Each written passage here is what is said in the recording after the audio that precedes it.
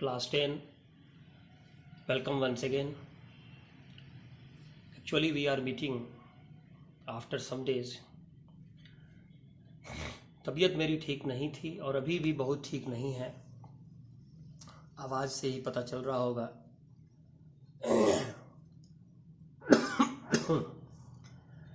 तो अच्छा रहेगा कि हम लोग चैप्टर तो कंप्लीट कर चुके हैं, लेकिन क्वेश्चंस आवर हमारे नहीं हुए हैं.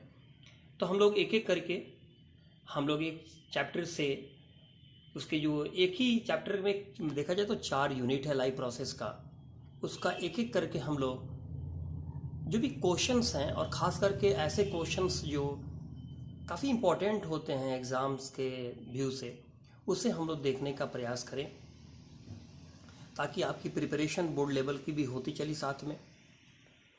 तो जनरली अगर देखा जाए तो इसमें क्वेश्चन रहता है what is एक्सरेशन,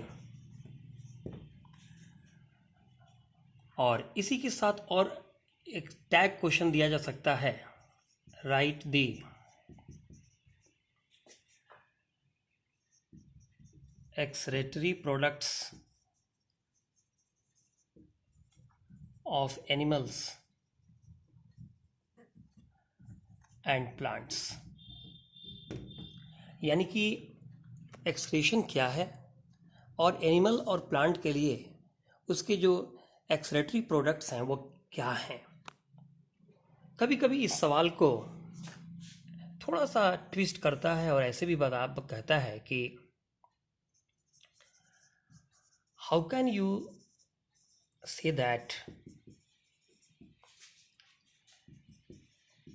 the waste of plants are actually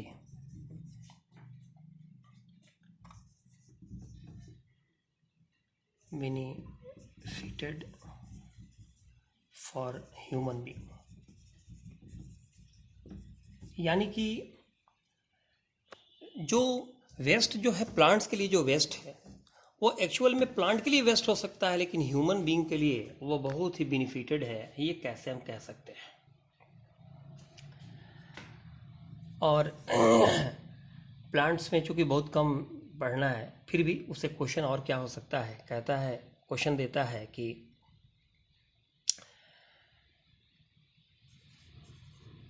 which organs या parts are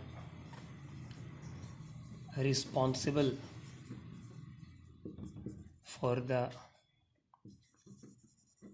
removing of unwanted materials in plants. यानी कि पौधों में which organ or parts are responsible for the removing of unwanted materials in plants. यानी पौधों के लिए जो वेस्ट के तौर पर हम देखते हैं वो कौन कौन से पार्ट रीच करते हैं, रिमूव करते हैं. बहुत सारे पार्ट हमने पढ़ाए थे आपको. सब करता है. लीव्स भी करता है, बार्क भी करता है, रूट्स भी करता है. इवन जो भी हम लोग वेजिटेबल्स लेते हैं, वेजिटेबल्स का जो पील्स है, छिलका है, उसमें भी उसका वेस्ट जमा होता है. फ्रूट्स में भी जमा होता है. फ्रूट्स का जो छिलका है, वेजिटेबल्स का छिलका, बहुत सारी चीज़ों में ये जमा होता है. तो उन सब चीज़ों को लिखना पड़ेगा.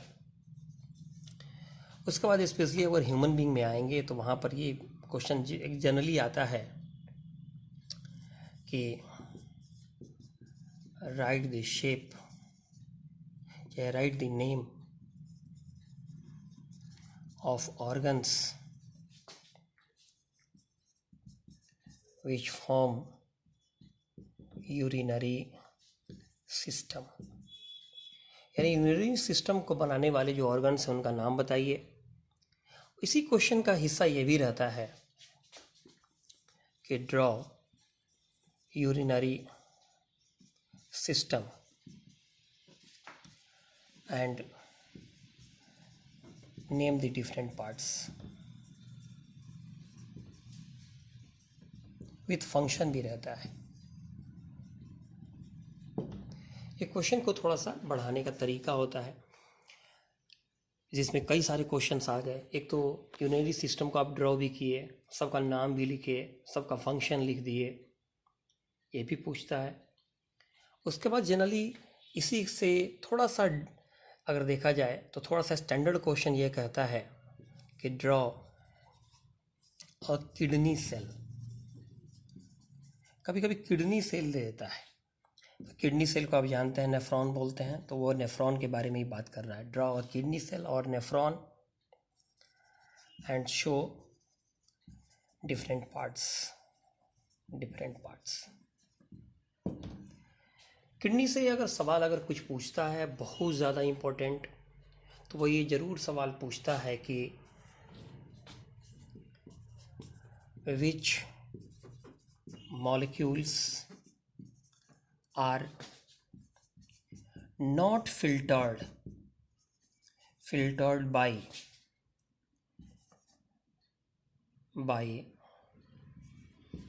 नेफ्रॉन। यानी कि हमने पढ़ाते वक्त आपको बताया था कुछ ऐसे भी मॉलिक्यूल हैं, याद दिलाने के लिए मैं बता दूं, जितने भी ब्लड सेल हैं या प्रोटीन के जो मॉलिक्यूल्स हैं वो लार्ज होते हैं, बड़े होते हैं, वो फिल्टर्ड नहीं होते हैं। और बहुत सारे ऐसे चीज़ हैं जो यूजेबल हैं, बेनिफिशियल है हमारे बॉडी के लिए, वो जो होते हैं वो भी फिल्टर्ड नहीं हो पा, वो दैट मीन्स कि वो फ्लो कर जाते हैं, यूरिन के साथ निकल जाते हैं, उनका फिर से रीअब्जॉर्बिंग होता है। तो उसी से सवाल बना देता है कि विच मटेरियल्स, या कह सकते हो which molecules are reabsorbed by tubules of kidneys. यानी कि किडनी का जो ट्यूब्यूल होता है वो फिर से किस मॉलिक्यूल वगैरह को रीअब्जॉर्ब कर लेता है। तो पढ़ाते वक्त हमने बताया था आपको एमिनो एसिड्स के बारे में, सॉल्ट्स, वाटर, ग्लूकोज, इन सभी को वो क्या करता है, रीअब्जॉर्ब कर लेता है। बस यूरिन को वो नहीं करता है। उससे भी सवाल बन जाता है कि किसको वो रीअब्जॉर्ब नहीं कर पाता है। वो भी एक सवाल हो सकता है कि विच मॉलिक्यूल्स आर नॉट रीअब्जॉर्ब्ड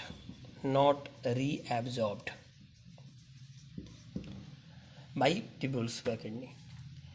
ये सवाल भी देता है कि right composition of urine. Urine का कंपोजिशन पूछता है, ठीक है। तो आपको पढ़ाते वक्त हमने बताया था कि मुश्किल से 2.5% ही यूरिया की मात्रा उसमें होती है, 95% तकरीबन आपका वाटर ही है, और 2.5% में सॉल्ट या अन्य चीज़, बहुत सारी जो चीज़ हैं वो सब उसमें रहते हैं। ये भी पूछता है, ये भी क्वेश्चन। और ये भी सवाल रहता है, फिर ये डायलिसिस से क्वेश्चन रहता है, और डायलिसिस को में क्वेश्चन मेन क्या होता है, right the composition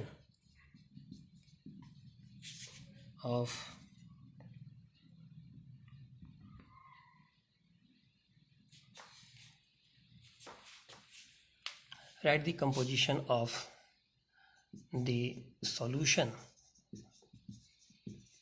used in dialysis। यानी डायलिसिस में जो हम लोग सॉल्यूशन जो यूज करते हैं डायलाइजर में, उसका क्या जो है कंपोजिशन होता है उसके बारे में पूछता है। तो ये काफ़ी इम्पोर्टेंट क्वेश्चन होता है। इसके बाद वो और भी क्वेश्चंस हैं, जैसे मैं बता रहा हूँ, फिर से एक बार देखिए। किडनी चूँकि बहुत ही इम्पोर्टेंट ऑर्गन है हमारे बॉडी के लिए, इसे बहुत सारे सवाल जो रहते हैं इस टॉपिक से रहते ही हैं। जनरली वो हेमोडायलिसिस जरूर पूछता है, व्हाट इज़ हेमोडायलिसिस, ये क्वेश्चन पूछता है, याद रखेंगे। तो बताइएगा इस सब प्रश्न का, इससे रिलेटेड लगभग सब सवाल हो गए। तो एक्सक्रीटरी सिस्टम से बस इतना ही मेन सवाल है। Okay, bye.